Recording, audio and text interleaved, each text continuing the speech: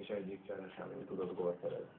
Fostertől egy hosszabb üzenetet kaptunk, ő azt írta, hogy Keita nagyon hiányzott a középpályáról, illetve hogy kellene egy szervezőjátékos, a Keitáról az Afrika Kupa kapcsán már beszéltünk, és véleményem szerint Diego Capello, ha így folytatja, akkor sok nagy csapat figyelmét is felkeltheti. Igen, hát ugye, ha visszafele megyünk, akkor Diego Capello valóban jó játékos, de nincs egyedül ebben a csapatban.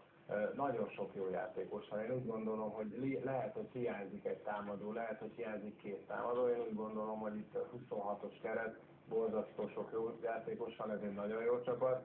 Én úgy gondolom, inkább a szemlélettel volt probléma, ha ezt lehet problémának nevezni a mai hozzáállás.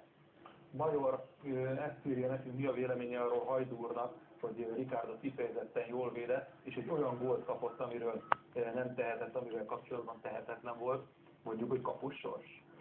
Igen, de ez egy jobbik eset, mint amikor jól megy a védés, és a végén beüti az ember a lába között, vagy a keze között, tehát azt azért nehezebb megemészteni, mint sem azt, hogy kap egy gólt egy jó teljesítmény után, amiről ő nem tehetett. Az én véleményem ezt, hogy nem tehetett Ricardo egyik gólról.